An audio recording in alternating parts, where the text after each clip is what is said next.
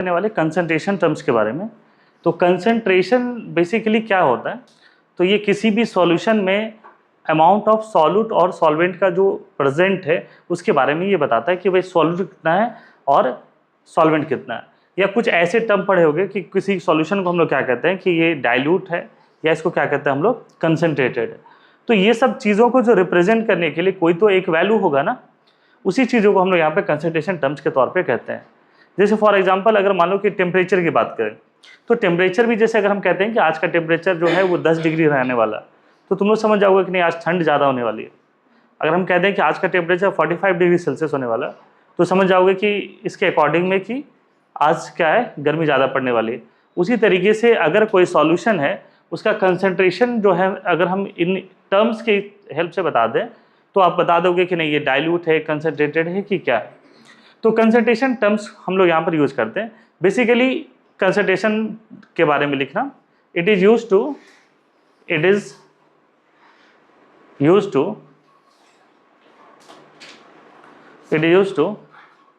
represent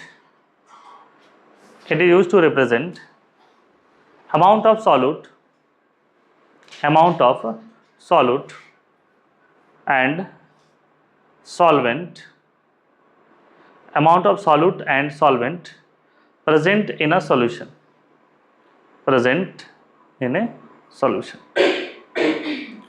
तो अब यहाँ पर देखो क्या करते हैं हम लोग, इस कंसंट्रेशन टर्म्स को सबसे पहले हम लोग दो पार्ट में डिवाइड करते हैं। तो दो पार्ट में देखो इनका डिवाइड किस तरीके से करते हैं। तो एक पोर्शन पार्ट ए कहते हैं और दूसरे पोर्शन को हम लोग यहाँ पर पार्ट बी की तरह कहते हैं। तो सबसे पहले कंसंट्रेशन टर्म्स को दो पार्ट में डिवाइड कर दे रहे हैं, दैट इज पार्ट ए और सेकेंड क्या आपका पार्ट बी। पार्ट ए वाले जो कंसंट्रेशन टर्म्स है ना, बेसिकली ये हम कहते हैं ये वॉल्यूम रिलेटेड कंसंट्रेशन टर्म्स होते हैं। जैसे देखो मार्केट में बहुत सारी चीज़ें अगर हम लोग परचेस करते हैं तो उनको सेल करने का तरीका भी अलग अलग होता है ना। कोई चीज़ पीस से मिलता है, कोई चीज़ केजी से मिलता है, कोई चीज़ डजन से मिलता है। तो उसी तरीके से हम लोग यहाँ पर कंसंट्रेशन टर्म्स को भी डिफरेंट चीज़ों से हम लोग रिप्रेजेंट करते हैं। तो एक क्या हो गया पार्ट है, that is volume related. Second one जिसको हम लोग कहते हैं पार्ट बी, इसको कहते हैं मास रिलेटेड कंसंट्रेशन टर्म्स, जो कि मास पे डिपेंड करता है। अब ये इसको हम डिवाइड इसलिए कर रहे हैं क्योंकि जो चीज़ें वॉल्यूम पे डिपेंड करता है उसका डायरेक्ट रिलेशन होता है टेम्परेचर से। तो जो वॉल्यूम रिलेटेड टर्म्स है उसको हम लोग क्या कहते हैं, टेम्परेचर डिपेंडेंट कंसंट्रेशन टर्म्स। और ये जो मास रिलेटेड है, मास को टेम्परेचर से कोई मतलब नहीं है। अगर टेम्परेचर बढ़ा दे, टेम्परेचर घटा दे, तो उसका मास जो है वो एज इट इज रहेगा। इसलिए इसको हम क्या कहते हैं, ये टेम्परेचर इंडिपेंडेंट टर्म्स होते हैं। इसलिए इनको इस हिसाब से करके फिर इनके अलग अलग लिस्ट बना देते हैं। इस लिस्ट में देखो क्या क्या आता है, एक आ गया डेंसिटी, दूसरा मोलैरिटी जिसका सिंबल होता है कैपिटल M, तीसरा इसको हम कहते हैं नॉर्मेलिटी जिसका सिंबल होता है capital N, and fourth one percentage mass by volume. ये इस तरीके से टर्म्स होते हैं। तो ये जो टर्म्स है बेसिकली क्या है, ये वॉल्यूम रिलेटेड कंसंट्रेशन टर्म्स है। इसके बाद अगर हम लोग बात करें मास रिलेटेड, तो मास रिलेटेड में सबसे पहला जो हम लोग यहाँ पे बात करते हैं उसको कहते हैं मोल फ्रैक्शन। ये दिखता है x की तरह बट इसको काई कहते हैं। सेकेंड वन इज मोलैलिटी, उसको हम स्मॉल m से रिप्रेजेंट करते हैं। एंड थर्ड वन पार्ट्स पर million, and the fourth one percentage by mass. इसको कहते भी है कि परसेंटेज वेट बाय वॉल्यूम, या कहीं पर आपको ऐसा मिलेगा परसेंट बाय वॉल्यूम भी कहते हैं इसको, और इसको क्या कहते हैं परसेंट बाय मास। तो इस तरीके से हम लोग क्या करते हैं कि 4 इधर डिवाइड कर दिए, 4 इनको डिवाइड कर दिए। अब इनके अलग अलग जो टर्म्स है उसको हम लोग यहाँ पे देखेंगे। लिख लें इसको सभी।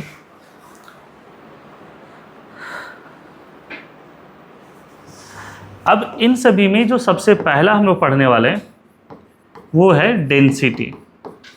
डेंसिटी वर्ड जो है वो छोटी क्लासेस से पढ़े, इस क्लास का हर बच्चा जानता है कि डेंसिटी किसको कहते हैं। तो डेंसिटी बेसिकली अगर पढ़ें तो डेंसिटी होता है क्या बताओ? Mass by volume. लेकिन मास किसका? सॉल्यूट का कि सॉल्वेंट का? ना सॉल्यूट का ना सॉल्वेंट का, किसका होता है? सॉल्यूशन का। और वॉल्यूम किसका होता है? Volume of solution. अगर इसकी यूनिट की बात करें तो आइदर इसका यूनिट किस में होता है? ग्राम पर मिलीलीटर और केजी पर लीटर। डेंसिटी की अगर बात करें तो क्या होता है? Either mass of solution by volume of solution. अगर ये ग्राम में है तो मिलीलीटर में, केजी में है तो लीटर में। ऑलमोस्ट दोनों क्या है? सेम चीज़ है। जैसे अगर हम कहते हैं कि मान लो कि डेंसिटी है एक्वस NaOH का 1.25 ग्राम पर मिलीलीटर। अगर ये गिवन है, इसका क्या मतलब है? इसका मतलब यही हुआ ना कि अगर 1 ml सॉल्यूशन है तो उसका मास 1.25 ग्राम होगा, या 1000 ml, इसको हम क्या कह सकते हैं? 1 लीटर सॉल्यूशन है तो इसका मास क्या हो जाएगा? 1.25 kg या 1250 ग्राम। तो ये डेंसिटी वाले टर्म्स हम यहाँ पे बात करते हैं कि डेंसिटी है तो डेंसिटी से किस तरीके से रिलेट करते हैं। डेंसिटी वाली चीज़ें समझे? 1.25 इस तरीके से यहाँ पर। तो डेंसिटी में बस इतना ध्यान रखना है कि जो मास होता है वो सॉल्यूशन का होता है और वॉल्यूम भी क्या होता है? सॉल्यूशन का होता है। इसके बाद जो हम लोग बहुत सारे टॉपिक्स पढ़ते हैं तो न्यूमरेटर में सॉल्यूट होते हैं, बट यहाँ पर क्या लेते हैं हम लोग? सॉल्यूट। तो ये छोटे क्लास से यही डेंसिटी पढ़े हो। जैसे अगर हम बात करते हैं कि डेंसिटी ऑफ वाटर, तो डेंसिटी ऑफ वाटर क्या होता है बताओ? 1 ग्राम पर मिलीलीटर।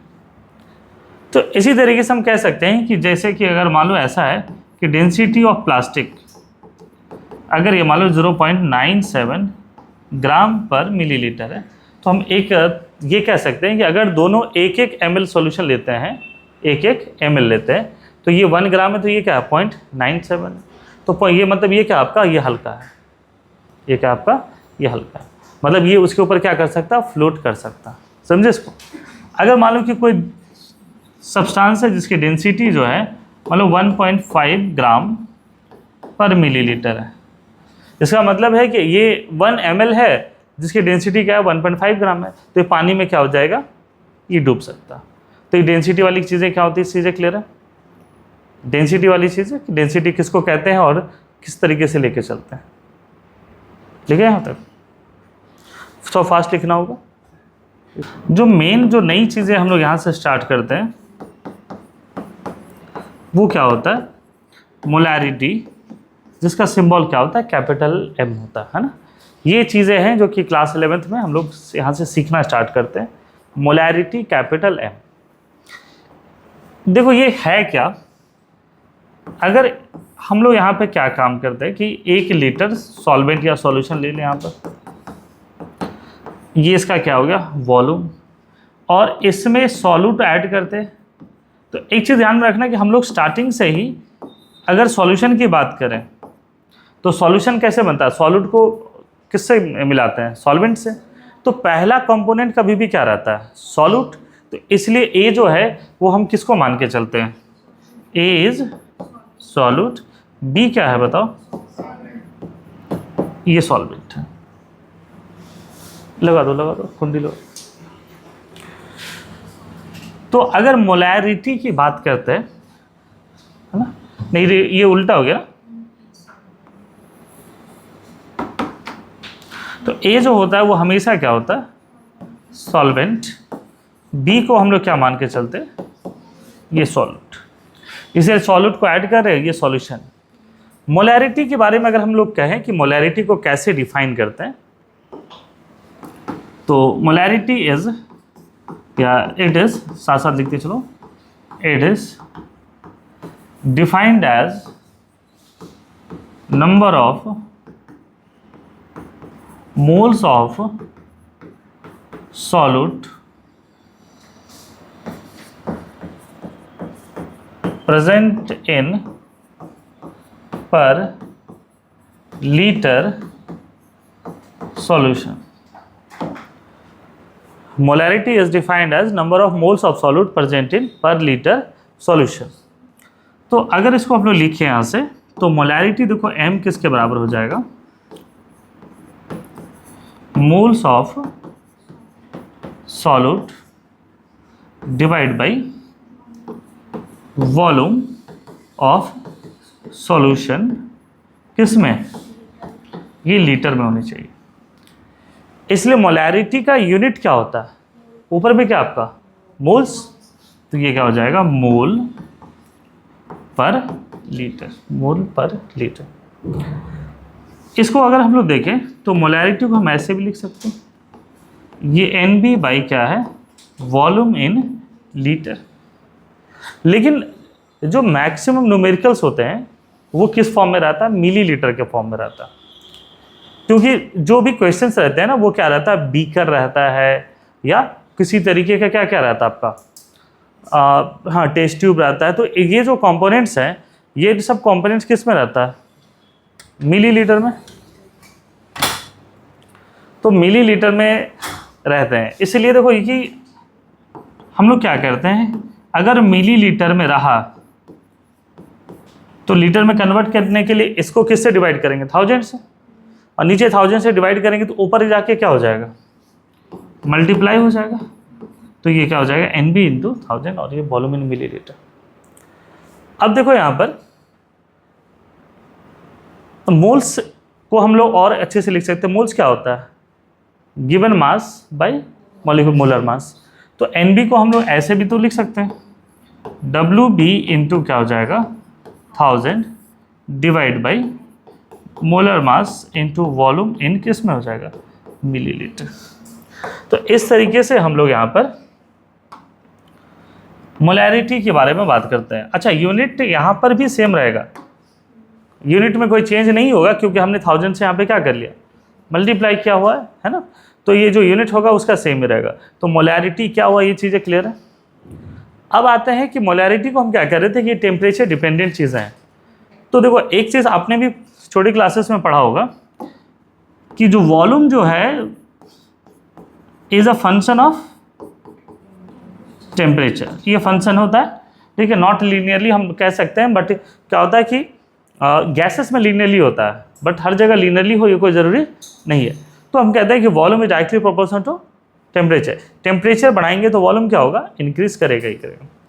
तो इस केस में अगर टेम्परेचर हम लोग क्या करें, इंक्रीज करते हैं, तो टेम्परेचर इंक्रीज करेंगे तो वॉल्यूम भी बढ़ेगा, वॉल्यूम बढ़ेगा तो मोलैरिटी क्या हो जाएगा, कम हो जाएगा।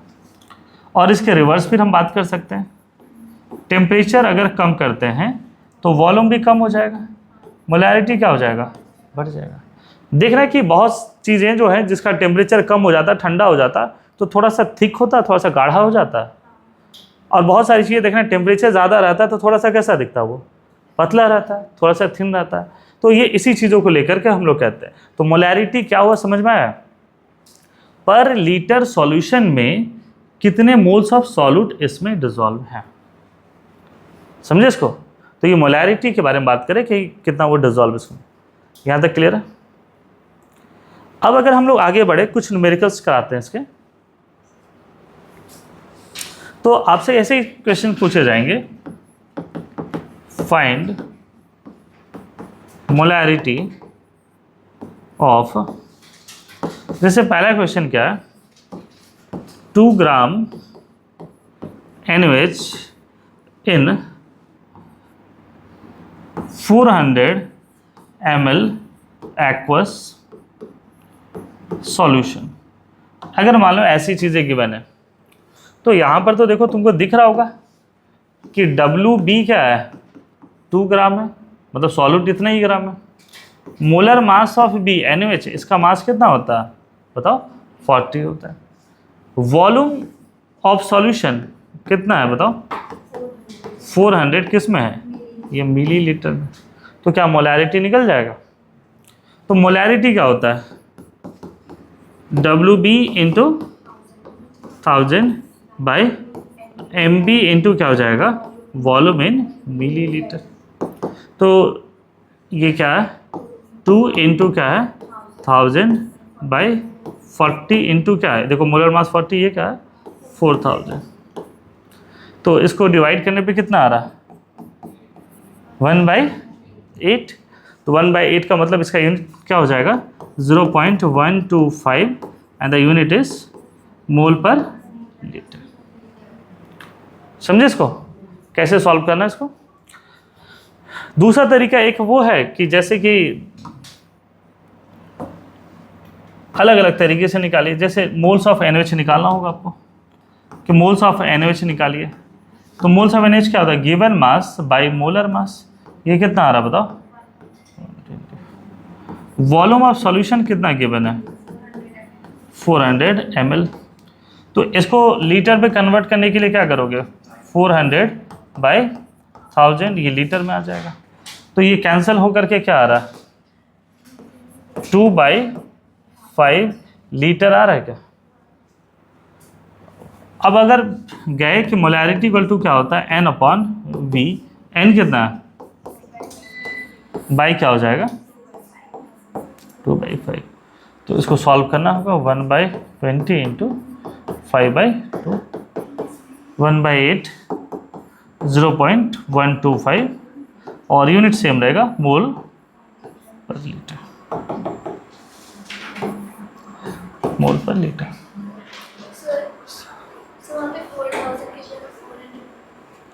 प्रिंटिंग मिस्टेक है क्या?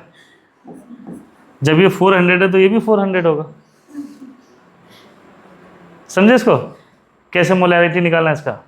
तो ये सिंपल सा है, मोलैरिटी गिवन है। कभी कभी कैसे क्वेश्चंस रहते हैं, मोलैरिटी गिवन है, मोलर मास गिवन है, वॉल्यूम गिवन है, तो वेट ही निकालिए उसका। ये वाली चीजें समझ में आपको? सिर्फ वैल्यू पुट करना है यहाँ पर। इससे आगे बढ़े फिर लोग।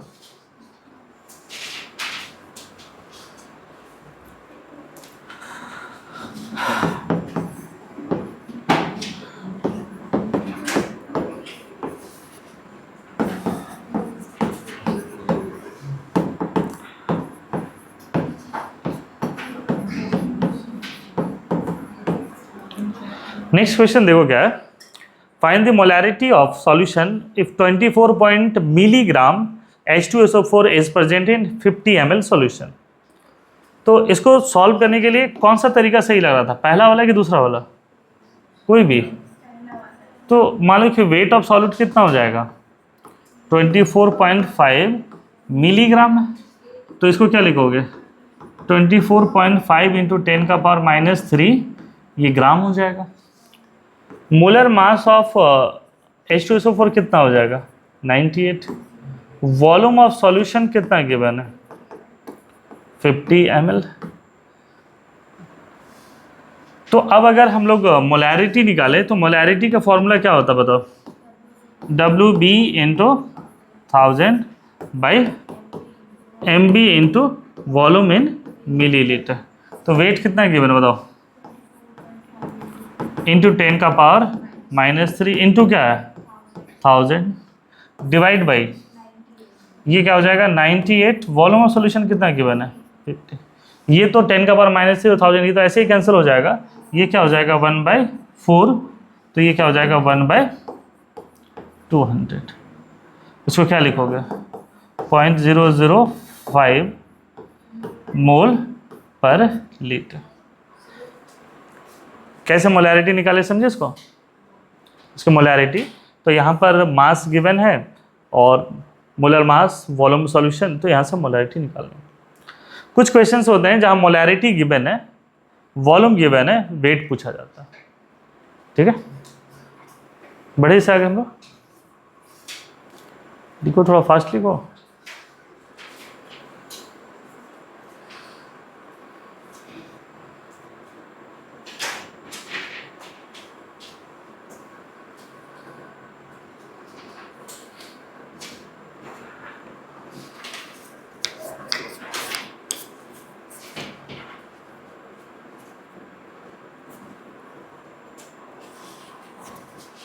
लिख ले।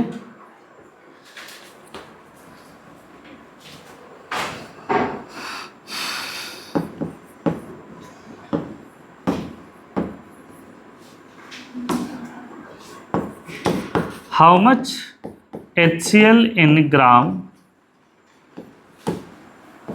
is present in 200 m/10 aqueous solution of HCl?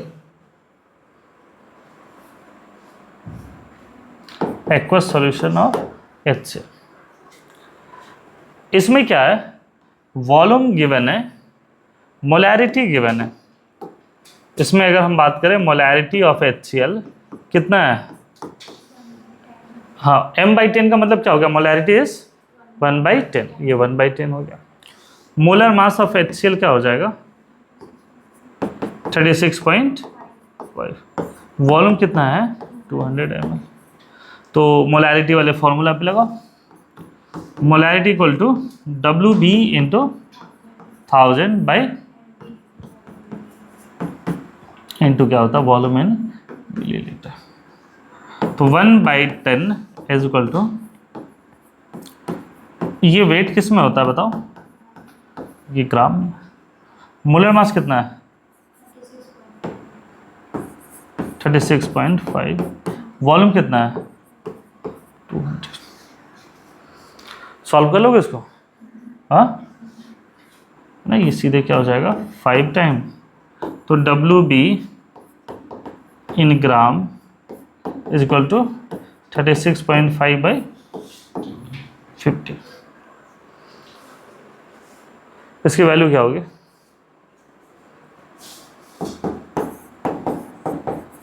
0.73 ग्राम।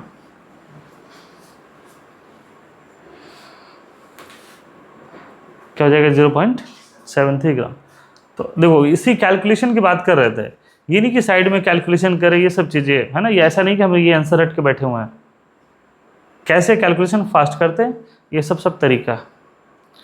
नहीं तो जैसे तुम लोग जो पूछ रहे थे ना कि बहुत सारे बच्चे जो हैं वो कह रहे हैं कि सर पेपर बहुत टफ नहीं था, लेंदी था, ये भी कहना था। तो लेंदी तो हम कह रहे हैं ना, उसका सॉल्यूशन नहीं है कि इधर स्पीड आपका टाइम निकालना पड़ेगा। खोल दो, देखो हमें ओपन कर दो।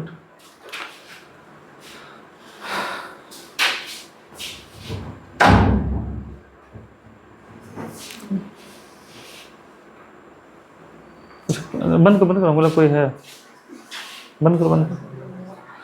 बोला कोई नॉक किया, ठीक है।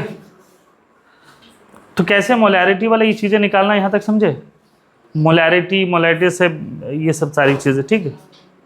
नेक्स्ट टॉपिक पर आते हैं हम लोग।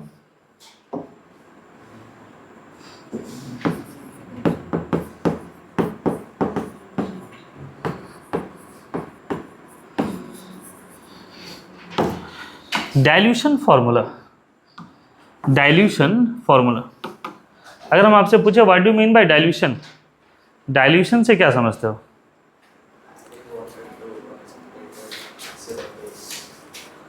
Eight constant amount of solute ना। अगर हम बात करें कि डाइल्यूशन किसको कहते हैं, तो that is addition of solvent at constant amount of solute. अगर मान लो कि कोई सॉल्यूशन है और इस सॉल्यूशन में ऑलरेडी क्या है, NB भी है, Na भी है, मतलब सॉल्यूट भी है, सॉल्वेंट भी है, और इससे में अगर आप सिर्फ सॉल्वेंट ऐड कर दिए तो उसी प्रोसेस को हम लोग क्या कहते हैं, डाइल्यूशन कहते हैं। तो डाइल्यूशन समझ में आया? डाइल्यूशन का सबसे बेस्ट एग्जांपल जो दूध वाला काम करता है। दूध वाला क्या करता है, डाइल्यूशन, नहीं पानी नहीं मिलाता है। क्या करता है, डाइल्यूशन, नहीं पानी नहीं मिलाता है। क्या करता है, डाइल्यूशन करता है। समझे, थोड़े से पढ़े लिखे हो तो पढ़े लिखे की तरह बात करना है। वो पानी नहीं मिलाता, वो क्या करता है, डाइल्यूशन करता है। मतलब मिल्क में वो क्या मिलाता है, वाटर। वो मिल्क में मिल्क तो नहीं मिला रहा है, तो उसी चीज़ को हम लोग कह रहे हैं यहाँ पर डाइल्यूशन, ठीक है। तो डाइल्यूशन इज बेसिकली क्या है प्रोसेस, बताओ।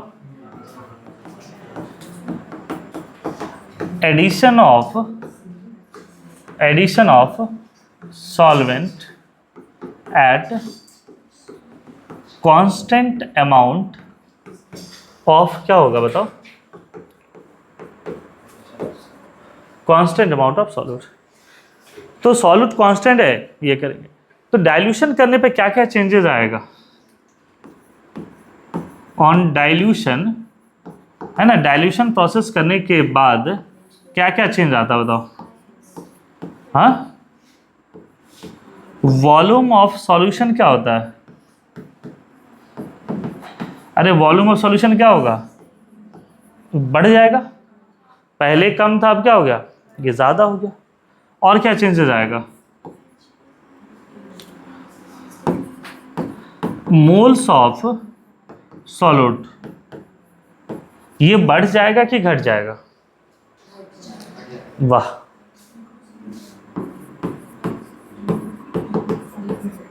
ये क्या होगा? Remains constant. अरे ये बताओ कि सॉल्वेंट अगर इसमें ऐड करते हैं तो ए क्यों घट जाएगा या ए क्यों बढ़ेगा? समझे? वो जितना है वो क्या रहेगा? उतना ही रहेगा। तो मोल्स ऑफ सॉल्यूट में कोई चेंज नहीं आने वाला, बस ये वॉल्यूम चेंज होगा। अच्छा, इनकी वजह से क्या होगा? मोलैरिटी बढ़ेगा कि घटेगा? कंसंट्रेशन क्या होगा? दूध वाला जब डाइल्यूशन करता है तो दूध गाढ़ा हो जाता है कि पतला हो जाता है? तो बेसिकली यही तो है मोलैरिटी। मोलैरिटी क्या हो जाएगा? ये डिक्रीज कर जाएगा। तो मतलब डाइल्यूशन करने पर एक चीज़ तो यहाँ क्लियर है कि जो मोल्स ऑफ सॉल्यूट है वो क्या होने वाला आपका?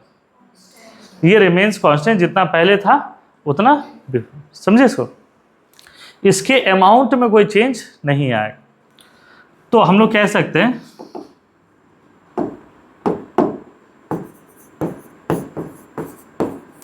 Moles of solute before dilution is equal to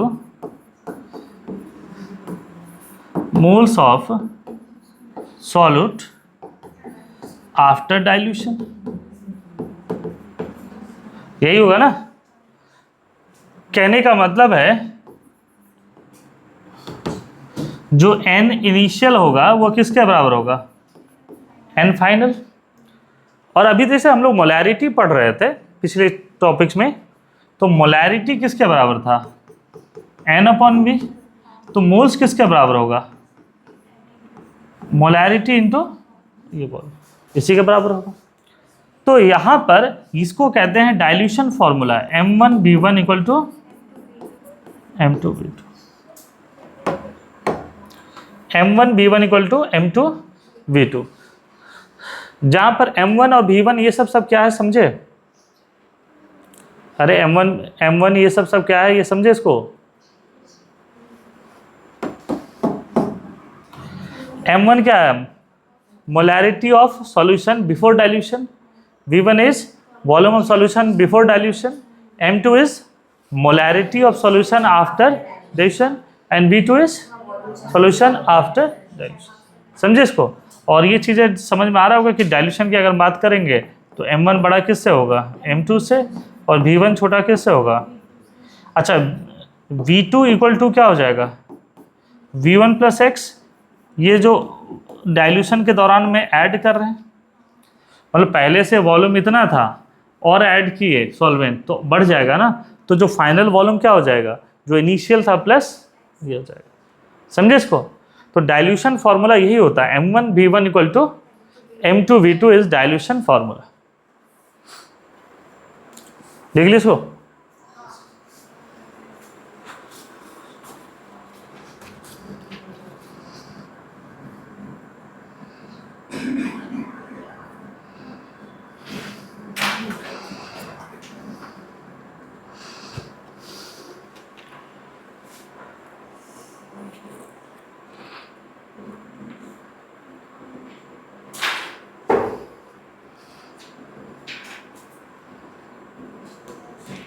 लिख लिए?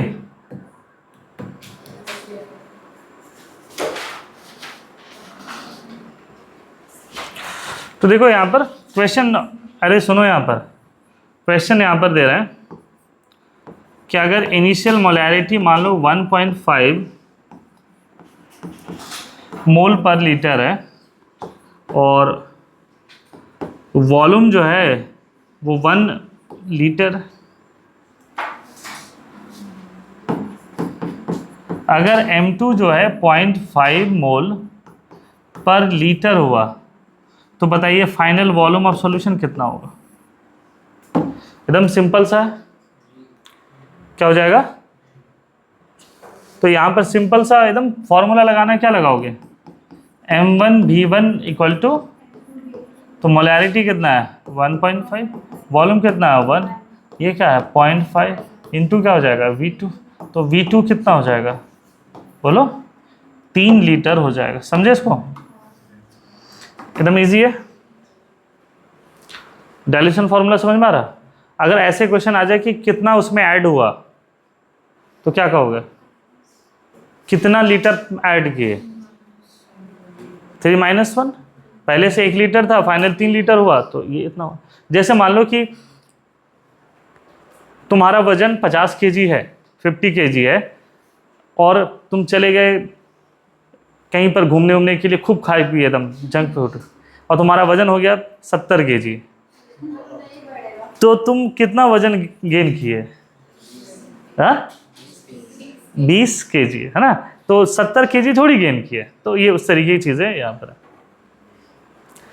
इस टॉपिक से आगे बढ़े फिर, है या ना? अब देखो यहाँ पर क्वेश्चन क्या पूछा जाता है, लिखो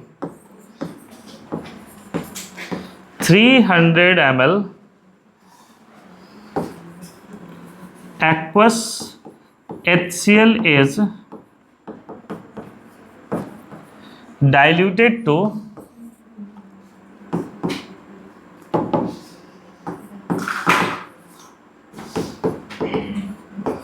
5 times, then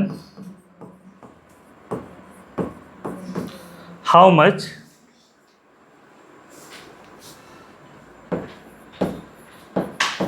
water was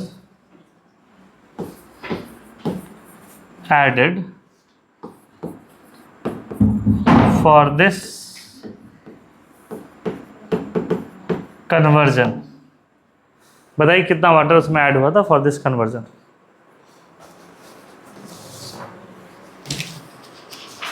चलो तुम सॉल्व करो तो इसको, सॉल्व करो तो इसको, कि कंसल्टेशन पढ़ोगे?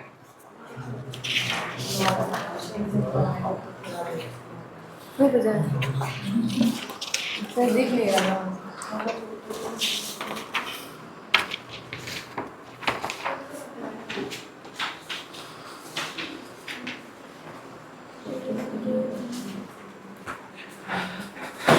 कितना आंसर?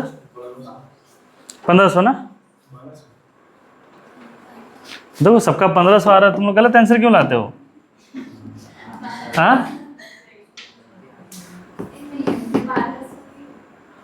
V1 कितना है? 300। मान लो कि M1 जो है वो M है, ठीक है? V2 सर यही तो आप पूछ रहे हैं, ये थोड़ी पूछ रहे हैं। क्वेश्चन पढ़ना, क्या पूछ रहे हैं? कितना ऐड हुआ और फाइनल मोलैरिटी कितना है? 5m की हो कि m/5 की हो? m/5 करना है। डाइल्यूटेड का मतलब है कंसंट्रेशन का बढ़ना कि घटना? घटना, घटना ना। तो अब यहाँ से सॉल्व करिए, तो M1V1 इक्वल टू क्या हो जाएगा? M2V2। मोलैरिटी देखो यहाँ M है, V1 कितना है? 300 है। V2 यहाँ पर M2 कितना है? m/5, और ये V2, तो V2 कितना आ रहा है? 1500 ml। V1 300 ml था, तो अगर 300 ml से 1500 गया तो कितना ऐड किए? सॉल्वेंट एडेड कितना हो जाएगा? कुछ नहीं कह रहे तुम। 1500 माइनस 300, तो आंसर क्या हो जाएगा? 1200 ml। समझे इसको? तो ये 1500 माइनस ये, ये क्वेश्चन जब जेई में पूछा था ना तो उसका एक ऑप्शन 1500 भी था, बहुत सारा बच्चा टिक मारा इस पर, ठीक है, इसमें बहुत सारा बच्चा टिक मारा और जेई में टिक मार करके फिर कहाँ गया होगा, हाँ IIT ढोलकपुर में गया होगा फिर, समझे इसको, क्योंकि आंसर ये तो है नहीं, आंसर क्या है कि 1200, समझे इसको, डाइल्यूशन वाली चीजें समझ में आ गया, लिखे इसको, नहीं लिखे। और एक तरीका वो भी था कि V2 को क्या ले लें आप, V1 प्लस ये 300 प्लस x करके, वो भी तरीका सही है, आप ऐसे भी सॉल्व कर सकते थे इसको। देखो m इंटू 300, m इंटू 300, दूसरा m/5 इंटू क्या हो जाएगा v प्लस 300, ये क्या हो गया m1 v1, ये हो m2 v2। अच्छा एक चीज़ देखना कि नॉर्मली वॉल्यूम इन लीटर होता है, बट अगर ml इधर है तो उधर ml हो जाएगा, तो कोई दिक्कत नहीं है, सेम आंसर आने वाला है यहाँ पर। तो डाइल्यूशन फॉर्मूला वाली चीज़ें समझ में आपको, कैसे डाइल्यूशन करेंगे, इससे आगे बढ़े फिर।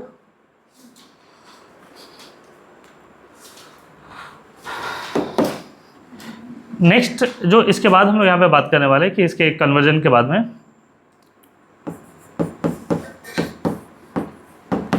मोलैरिटी ऑफ मिक्सचर है ना, जैसे दो अलग अलग बॉटल हैं, सॉल्यूशन हैं, उनका मिक्स करने पर क्या सॉल्यूशन आएगा। जैसे मान लो एक बॉटल है 0.2 m मोलैरिटी है, एक सॉल्यूशन है जिसका 0.6 m है, दोनों को अगर मिलाते हैं तो फाइनल मोलैरिटी क्या होगा। तो यहाँ पर इसको सीखना है,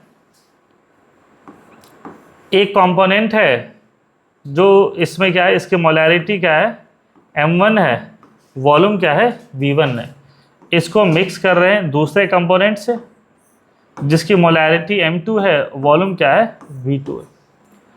अब देखो यहाँ पर अगर फाइनल सॉल्यूशन की बात करें तो अगर ये 100 ml है और ये 200 ml है, क्या ये ऐड होकर के 300 ml हो जाएगा। तो इसका जो फाइनल वॉल्यूम होगा वो क्या होगा v1 प्लस v2, इसकी मोलैरिटी क्या हो जाएगा m1 प्लस m2 हो जाएगा मोलैरिटी। इसकी मोलैरिटी होगा क्या, क्यों नहीं होगा मोलैरिटी, क्योंकि मोलैरिटी को हम डायरेक्टली ऐड नहीं कर सकते हैं, कोई भी कंसंट्रेशन टर्म्स को डायरेक्टली ऐड नहीं कर सकते हैं, अगर ऐड किए तो आपका आंसर गलत आएगा। कोई भी कंसंट्रेशन टर्म्स को डायरेक्टली ऐड नहीं कर सकते। जैसे पानी का डेंसिटी कितना होता है 1 ग्राम पर ml, अगर 2 गिलास पानी को आपस में ऐड कर दिए इसका मतलब नहीं कि डेंसिटी 2 हो जाएगा उसका, समझे इसको। लेकिन यहाँ पर इनकी मोलैरिटी अलग अलग है तो ऐड करने पर चेंजेस आएंगे। अच्छा ये बताओ कि अगर इसका जो n टोटल की बात करते हैं क्या वो n1 प्लस n2 के बराबर होगा कि भी गलत है। मोल्स वाला जो है वो सही है कि गलत है, मोल्स तो सही है ना, मोल्स एक नंबर है, मान लो कि यहाँ से 1 लाख 10 लाख मॉलिक्यूल यहाँ से ऐड कर दें और कुछ यहाँ से ऐड कर दें तो फाइनल मोल्स तो बराबर हो जाएंगे। तो ये जो मोलैरिटी ऑफ मिक्सचर है इसी पे वर्क करता है, किस पे वर्क करता है, इस पर, इस कंडीशन पर। तो देखो यहाँ पर एक इक्वेशन की बात करते हैं, देखो यहाँ पर बात नहीं करो, molarity of mixture, concentration of mixture, क्योंकि n को क्या लिख सकते हैं हम लोग मोलैरिटी इंटू वॉल्यूम। तो अगर n टोटल होगा तो ये क्या हो जाएगा v टोटल। तो मोलैरिटी ऑफ मिक्सचर किसके बराबर होगा बताओ, m1 v1 plus m2 v2 plus m3 v3 plus and so on, divide by क्या हो जाएगा v1 plus v2 plus v3 plus and so on. जितने भी अलग अलग कंपोनेंट है सबको ऐड कर, अगर 2 कंपोनेंट है तो सिर्फ 2 ही लेके जाएंगे। अगर मान लो कि 2 कंपोनेंट, ये तो जनरल फॉर्मूला है, 2 कंपोनेंट है तो मोलैरिटी ऑफ मिक्सचर किसके बराबर होगा बताओ, इनटू वॉल्यूम ऑफ मिक्सचर, ये किसके बराबर होगा, या ऐसे कहो n total is equal to क्या हो जाएगा N1 प्लस N2 होगा। N टोटल के बदले क्या लिख सकते हैं, molarity of mixture into volume of mixture. N1 V1 इसको क्या लिखेंगे, M1 V1 plus M2 V2। तो यहां से मोलैरिटी ऑफ मिक्सचर कितना आएगा, बोलो, M1 V1 plus divide by क्या होगा, V वॉल्यूम ऑफ मिक्सचर किसके बराबर है, कुछ समझ में आया।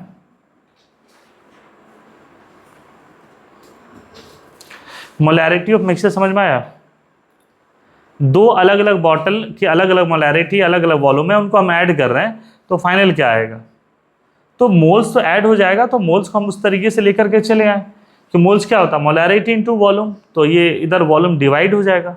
वॉल्यूम ऑफ मिक्सचर किसके बराबर होगा, V1 प्लस V2, और ये क्या है, M1 V1 plus M2 V2 divide by V1 plus V2। समझे इसको।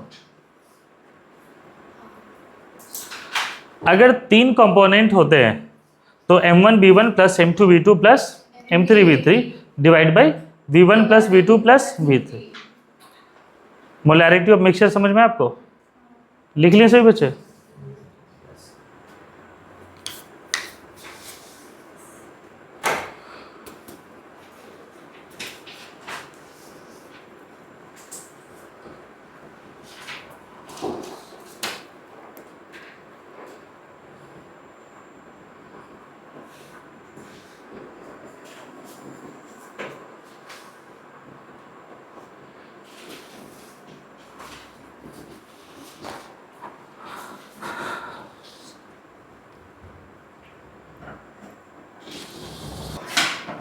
सॉल्व करो, सॉल्व करो।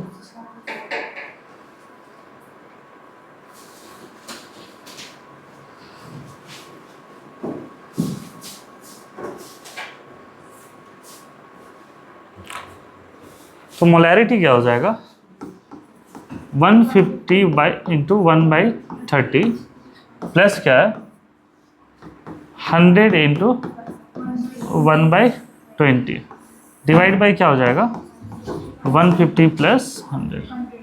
ये सॉल्व करने पे कितना आ रहा,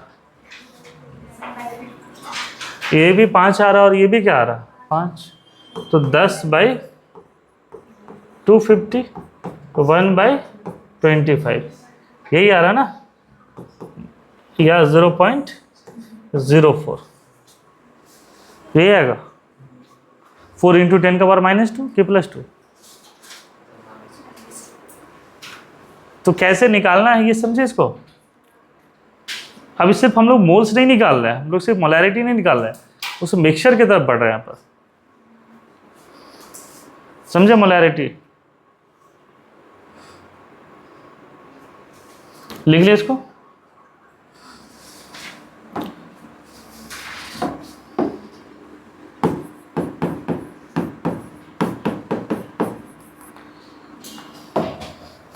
नेक्स्ट लिखना मोलैरिटी।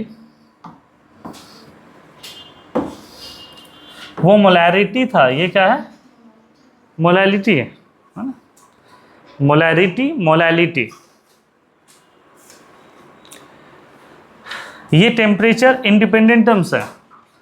तो देखो यहाँ पर ये इसके बारे में अगर हम बात करें कि मोलैलिटी कैसे कैलकुलेट करते हैं, तो यहाँ पर वॉल्यूम नहीं लेते हैं, यहाँ पे क्या लेते हैं मास ऑफ सॉल्वेंट, किस में केजी में, और इसमें देखते हैं कितने मोल्स ऑफ सॉल्यूट प्रेजेंट है, कितने मोल्स ऑफ सॉल्यूट प्रेजेंट है।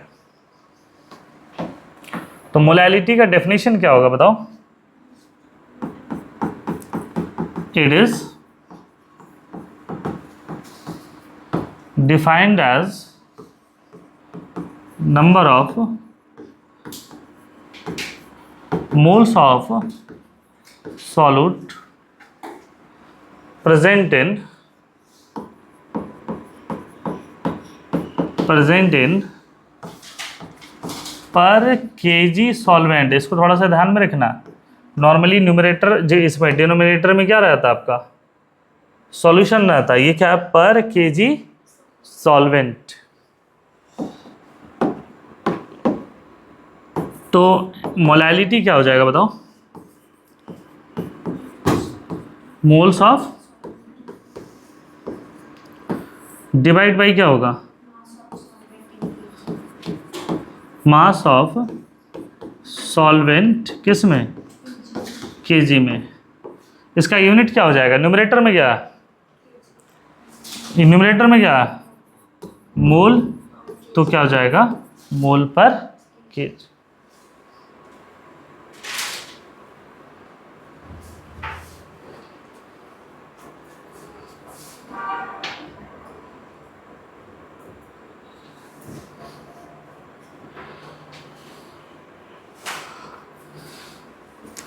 तो ये मोलालिटी समझे इसको।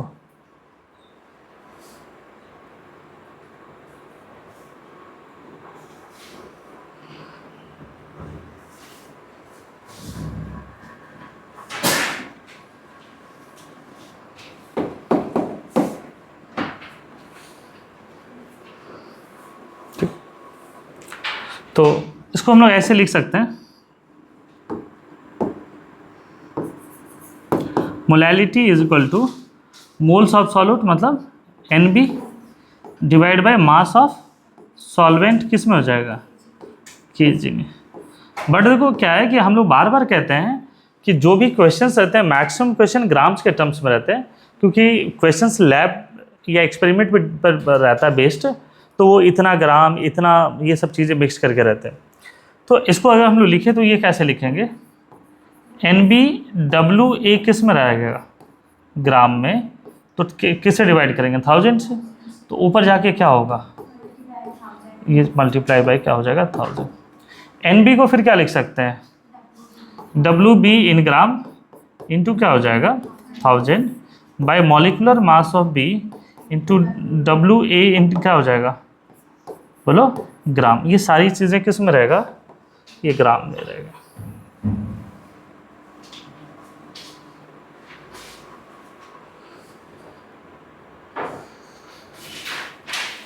मोलैलिटी क्या हो समझे इसको। तो that is number of moles of solute presented पर kg solvent.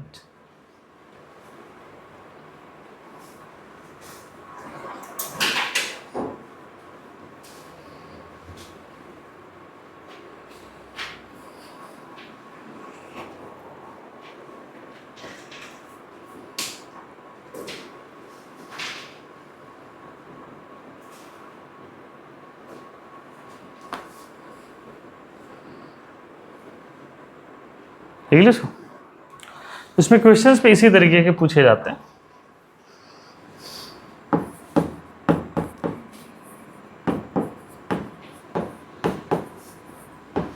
Calculate molality if 2 gram NaOH is present in 102 gram solution.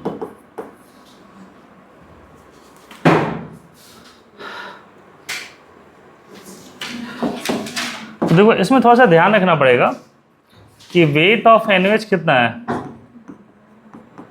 2 ग्राम, और ये 102 ग्राम है। इसमें बस ये लिखना होगा सॉल्यूशन इज एक्वस, मतलब वाटर एज ए क्या आपका सॉल्वेंट है ना, वाटर एज ए सॉल्वेंट है।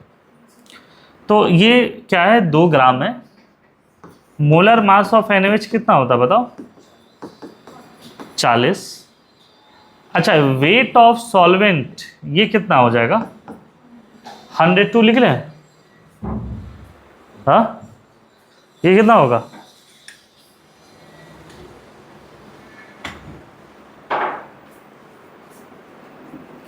WA कितना होगा, 102 माइनस 2 ग्राम होगा क्या, क्योंकि मास ये देखना ये क्या है, सॉल्वेंट नहीं है, क्या है सॉल्यूशन है, बट मोलैलिटी में क्या चाहिए सॉल्वेंट, तो ये थोड़ा सा ध्यान रखना पड़ेगा। अब फिर आसान है, मोलैलिटी की बात करें तो क्या होता है, WB into 1000 by MB into क्या हो जाएगा WA। तो ये कितना है 2 इंटू 1000 बाई 40 इंटू ये मोलर मास कितना हो जाएगा 100, तो कितना आ रहा 1/2.5 यूनिट क्या हो जाएगा मोल पर केजी। समझे मोलैलिटी कैसे बनाना।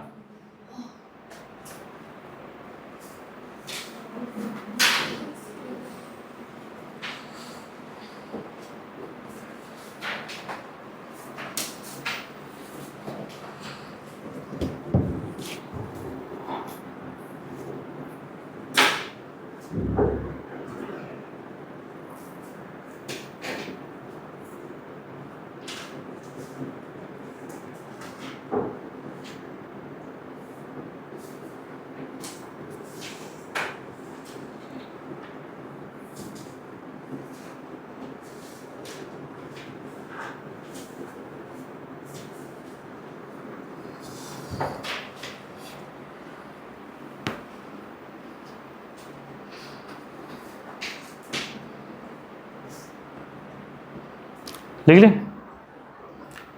तो रिवर्स में कभी कभी क्वेश्चन पूछे जाते हैं ना।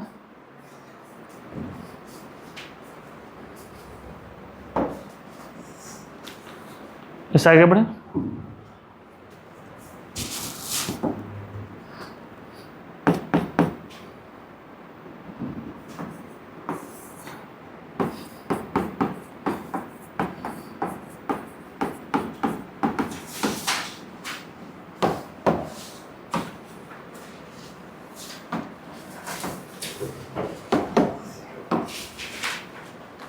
Mole fraction, mole fraction. तो अगर बात करें कि मोल फ्रैक्शन क्या होता है ना, ये मोल फ्रैक्शन है, ये थोड़ा सा डिफरेंट तरीके का, तो इसको भी समझना है ये क्या है। तो मान लो एक मिक्सचर है जिसमें मोल्स ऑफ ए है, एक मिक्सचर है जिसमें मोल्स ऑफ बी है। हम क्या कर रहे हैं, दोनों को मिक्स कर रहे हैं, तो मिक्स करने पर मोल्स तो ऐड हो सकता है। इसका सम किसके बराबर हो जाएगा बोलो, Na प्लस Nb, इसके सम के बराबर हो जाएगा। मोल फ्रैक्शन बेसिकली देखो नाम ही है फ्रैक्शन, ये in terms of moles calculate करते हैं, that is it is the ratio of moles of particular substance to the total moles of the mixture. क्या है, ratio of moles of particular substance to the total moles of the mixture. तो जैसे अगर हम बात करते हैं कि mole fraction of A that is chi of A, ये किसके बराबर होगा बताओ, moles of A divide by क्या हो जाएगा n total Na plus Nb। अच्छा ऊपर भी मोल नीचे भी मोल, इसलिए ये एक प्रकार का इसका यूनिट क्या होगा, इसका यूनिट क्या हो जाएगा बोलो, क्या हो जाएगा, ये यूनिट लेस हो जाएगा, इसका कोई यूनिट नहीं होता। मोल फ्रैक्शन ऑफ बी, ये बी हो जाएगा, ये किसके बराबर है Nb by Na plus Nb। अच्छा यहाँ N टोटल नहीं होगा, Nb हो। मोल फ्रैक्शन ऑफ किसका हो जाएगा, Na by N total that is Na plus Nb, और मोल फ्रैक्शन ऑफ बी क्या हो जाएगा, moles of B by total moles. तो मोल फ्रैक्शन हुआ क्या, मोल फ्रैक्शन क्या हुआ, तो moles of particular substance, moles of particular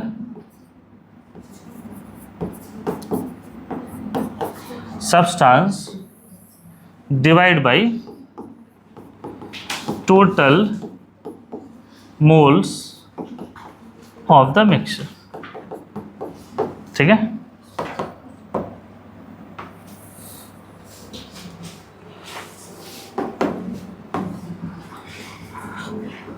तो मोल फ्रैक्शन को कैसे डिफाइन करोगे, मोल fraction is defined as the ratio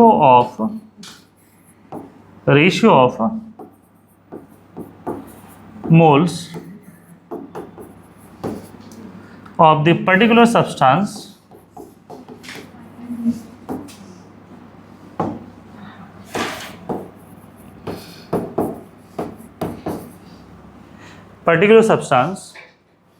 to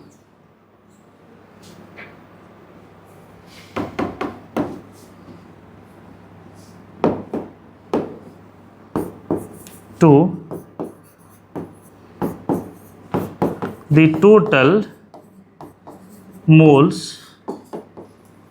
of the mixture। समझे इसको?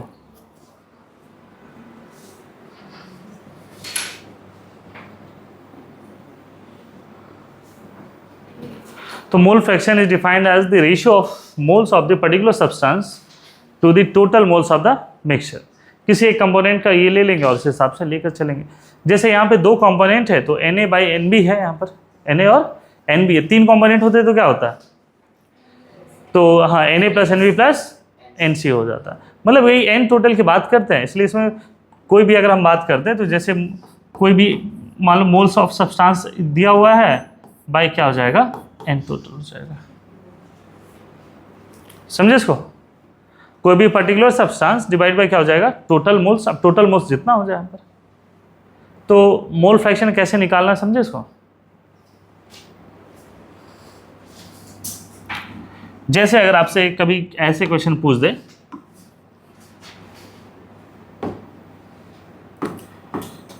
कि यूरिया है 180 ग्राम और वाटर है 36 ग्राम, मान लो ऐसा करके है, तो मोल फ्रैक्शन बताइए इसका। तो सबसे पहले हम लोग क्या कैलकुलेट करेंगे? Moles of urea. तो given mass by molar mass कितना हो जाएगा? 3। मास ऑफ वाटर कितना हो जाएगा? 36/18 क्या हो जाएगा? 2। तो N टोटल कितना हो जाएगा? 3 + 2 किसके बराबर हो जाएगा? 5। मोल फ्रैक्शन निकालोगे यहाँ से? मोल फ्रैक्शन ऑफ यूरिया कितना हो जाएगा? 3/5। मोल फ्रैक्शन ऑफ वाटर कितना हो जाएगा? 2/5। एकदम ईजी है ना? सिंपल सा तरीके से निकालना है। इसका मोल्स इतना है, इसका मोल्स ऐसा है, इस तरीके से। कहीं कोई दिक्कत? यूरिया का फॉर्मूला ये स्ट्रक्चर होता है C+O N2 और इधर से भी N2, मतलब H4CO N2। स्ट्रक्चर भी आपको याद रखना पड़ेगा, है ना?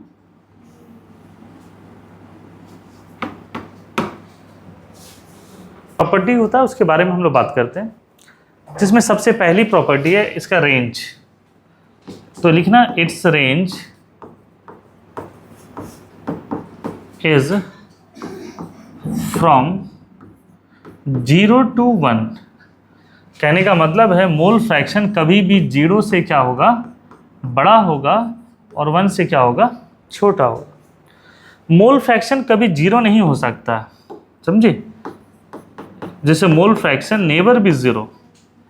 अगर मोल फ्रैक्शन ऑफ किसी कंपोनेंट का क्या हो जाए? 0, इसका क्या मतलब है कि A इज एब्सेंट। क्या हो जाएगा? A is absent. मतलब मोल फ्रैक्शन ऑफ A 0 है, इसका मतलब है कि A का मोल्स क्या हो जाएगा? 0। तो A का मोल 0 हो जाएगा तो क्या कहेंगे हम लोग? A is absent. वो तो है ही नहीं, मिक्सचर ही नहीं वहाँ पर। तो कम से कम कुछ तो होना चाहिए, कम से कम कुछ तो वैल्यू होना चाहिए। फिर दूसरा क्या कह रहे हैं? Mole fraction never be 1। अगर किसी का मोल फ्रैक्शन 1 आ गया, इसका मतलब क्या हो गया? Only A is present. अगर किसी का मोल फ्रैक्शन क्या आ गया? बोलो 1, इसका मतलब है कि सिर्फ वही है। अगर A का मतलब ये हो गया ना, देखो मोल फ्रैक्शन क्या होता है? Na/N टोटल अगर 1 हो जाए तो इसका मतलब क्या हो गया? Na किसके बराबर है? N total. तो दोनों जो है वो मिक्सचर का केस नहीं है। मिक्सचर के मोल फ्रैक्शन के लिए कम से कम ये नॉन जीरो वैल्यू होना चाहिए, 0 से थोड़ा सा ज़्यादा होना चाहिए। इसकी वैल्यू क्या होनी चाहिए, 1 से थोड़ा कम होना चाहिए। तो पहला प्रॉपर्टी समझ में आया। कभी भी मोल फ्रैक्शन का जो रेंज होगा वो 0 से ज़्यादा होगा और 1 से कम। ठीक है। सेकेंड प्रॉपर्टी ये तुम लोग खुद कर लोगे। अगर हम कहते हैं कि mole fraction of A plus mole fraction of B का सम की वैल्यू बताओ, तो एक्स ए किसके बराबर होगा, Na by Na plus Nb। X B किसके बराबर होगा, Nb by Na plus Nb। इसका एलसीएम क्या आ रहा है ना, Na प्लस Nb। ऊपर भी क्या हो जाएगा, Na प्लस Nb। ये किसके बराबर आ रहा, जो देखो सेकेंड प्रॉपर्टी क्या कह रहा है कि sum of mole fractions of a mixture is always equal to 1। Sum of mole fraction of a mixture is always equal to क्या हो जाएगा, 1। चाहे एक से ज़्यादा ही कंपोनेंट क्यों ना हो। अगर हम मान लो कि ऐसा लिख लें, mole fraction of A plus mole fraction of B plus mole fraction of C plus and so on, तो इसका सम क्या हो जाएगा, ये 1 ही होगा। इसका क्या हो जाएगा, मोल फ्रैक्शन का सम ये 1 के बराबर ही होगा। 1 से ज़्यादा ऐसे नहीं कि एक से ज़्यादा कंपोनेंट है। तो ये समझ में आ रहा है आपको। इसका बेनिफिट ये है कि अगर एक का मोल फ्रैक्शन निकाल लिए हो तो दूसरे का मोल फ्रैक्शन आराम से निकाल लोगे। मान लो एक का कंपोनेंट का मोल फ्रैक्शन 0.6 है तो दूसरे का 0.4 हो जाएगा। तो सेकेंड प्रॉपर्टी समझ में आ रहा। Third property, X A by X B की वैल्यू क्या होगी बता सकते हो। X A plus X B की वैल्यू क्या होगी, तुम इम्प्लीमेंट करके देख लो। ये क्या होगा, N A by N total. ये क्या हो जाएगा, तो एन टोटल कैंसिल हो जाएगा, एन ए बाई क्या हो जाएगा। तो मोल फ्रैक्शन का रेशियो किसके बराबर आ रहा, रेशियो ऑफ देयर मोल्स। तो हम लोग यहाँ पे क्या कह सकते हैं, ratio of mole fraction of two components is equal to the ratio of their moles। तो मोल फ्रैक्शन का जो रेशियो होगा किसी भी दो कंपोनेंट का, वो किसके बराबर होगा, उसके रेशियो ऑफ मोल्स। जैसे अगर मान लो कहीं पर ऐसा हम पूछते हैं कि mole fraction of O2 by mole fraction of CO2 किसके बराबर होगा, तो बाकी चीज़ पे दिमाग ना लगा कर सीधे लगाओ कि सर उस मिक्सचर में कितने कंपोनेंट है, क्या है, ज़्यादा उससे कोई मतलब नहीं है। मोल फ्रैक्शन का रेशियो उसके मोल्स के रेशियो के बराबर हो जाएगा। समझे इसको, ये प्रॉपर्टीज क्लियर है। तो ये किसके लिए हम बात कर रहे थे, मोल फ्रैक्शन का रेशियो के लिए, कि भाई इसके बीच का ये रिलेशन होता है। ठीक है, लिख लिया इसको।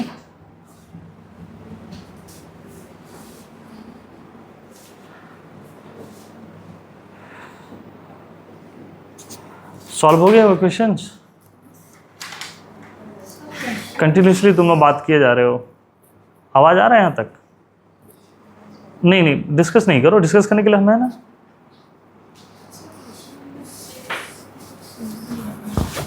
आगे आगे बनाते चलो।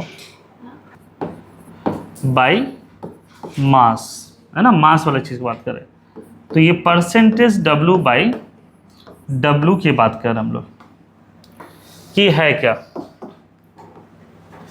तो परसेंट W बाई W की अगर हम लोग बात करते हैं तो देखो ये क्या होता है, मास ऑफ सॉल्यूट। देखो यहाँ पर ये सॉल्यूशन नहीं है, डेंसिटी में सॉल्यूशन था। मास ऑफ सॉल्यूट डिवाइड बाई क्या है, मास ऑफ सॉल्यूशन इनटू क्या हो जाएगा 100, क्योंकि बात किसके लिए कर रहे हैं हम लोग, परसेंट के लिए। तो परसेंट बाय मास किसके बराबर होगा, that is mass of solute by mass of solution into क्या हो जाएगा 100। समझे इसको? Percentage W by W clear है? Percentage W by W clear है? किसको कह रहे हैं हम लोग? अरे हाँ या ना? इसका यूनिट क्या होगा सर? कोई यूनिट नहीं। तो अगर कहीं पर ऐसा गिवन है 10% एक्वस NaOH बाई मास और 10% W by W aqueous NaOH, अगर ये कहीं गिवन है तो इसका क्या मतलब हुआ? तो देखो इसके दो मतलब हो सकते हैं कि 10 ग्राम NaOH कहाँ है, 100 ग्राम बोलो सॉल्यूशन, 100 ग्राम सॉल्यूशन। अच्छा, इसका दूसरा मतलब क्या हो जाएगा, 10 ग्राम NaOH विथ वाटर कितना हो जाएगा, 90 ग्राम वाटर। दोनों मतलब सही है, दोनों में कहीं कोई गलती नहीं है। तो ये कह रहे हैं कि हम लोग that is 10 gram NaOH in 100 gram solution या 10 ग्राम NaOH विथ 90 ग्राम वाटर। समझे इसको? तो ये हम लोग कह रहे हैं कि that is percent by mass. Percent by mass समझ में आया आपको?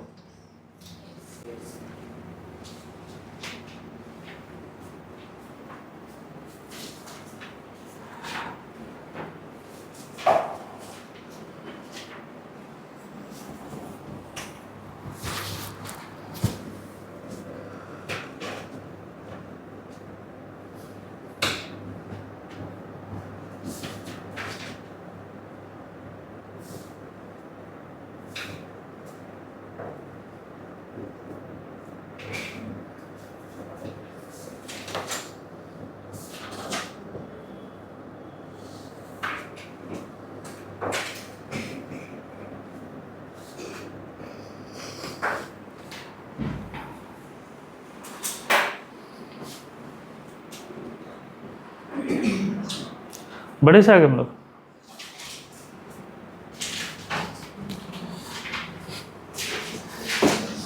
नेक्स्ट देखो क्या कह रहे हैं हम लोग, परसेंट बाई वॉल्यूम, जहाँ पे परसेंटेज W बाई V देखते होगे तुम लोग। ये क्या होता है, मास ऑफ सॉल्यूट डिवाइड बाई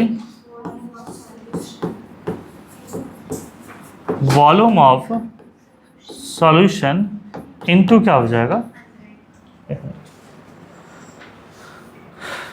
इसका यूनिट क्या हो जाएगा, ग्राम पर मिलीलीटर या केजी पर लीटर। अच्छा, इसको डेंसिटी इंटू 100 लिख सकते हैं क्या? डेंसिटी इंटू 100 लिख सकते हैं? नहीं लिख सकते हैं, क्योंकि डेंसिटी वाला मास ऑफ क्या था, सॉल्यूशन था, ये क्या मास ऑफ सॉल्यूट है। तो डिफरेंस समझे? तो अगर कहीं पर ऐसा लिखा हुआ है 10% W by V aqueous HCl, इसका क्या मतलब हुआ, यही ना कि 10 ग्राम HCl होगा कहाँ पर, 100 ml एक्वस सॉल्यूशन। तो ये जो कंसंट्रेशन टर्म्स है परसेंटेज वाला, वो चीज़ क्लियर है कि कैसे परसेंटेज वाला कैलकुलेट करेंगे, ये समझे है ना? तो ये कुछ इस तरीके से बेसिक फंडामेंटल्स है। इसके अलावा जो है इनके रिलेशन पूछे जाते हैं, मोलैरिटी, मोलैलिटी, ये इस तरीके के टर्म्स वाले चीज़ें। अब इन टर्म्स में जो एक ही बचा है सबसे लास्ट वाला टर्म्स, कौन सा, ppm, क्या नाम है उसका, पार्ट्स पर मिलियन। पार्ट्स पर मिलियन, इसी को हम लोग क्या कहते हैं, ppm। पार्ट्स पर मिलियन या ppm। जैसे परसेंट जो होता है वो आउट ऑफ 100 होता है, तो पर मिलियन क्या हो जाएगा, आउट ऑफ मिलियन। बेसिकली ये टर्म वहाँ यूज करते हैं जहाँ पर कंसंट्रेशन क्या होता है, बहुत कम होता है या वेरी वेरी डाइल्यूट होता है, एकदम नाम मात्र सॉल्यूट होता है। तो पार्ट्स पर मिलियन इसी को कहते हैं ppm। ये किसके बराबर होता है, बोलो, दैट इज मास ऑफ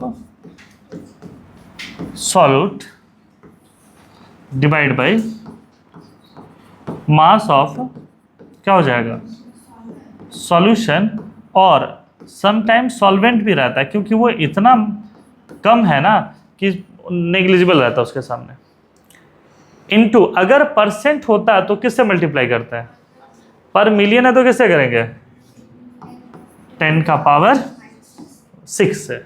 अगर परसेंट होता तो इस तरीके से करता है।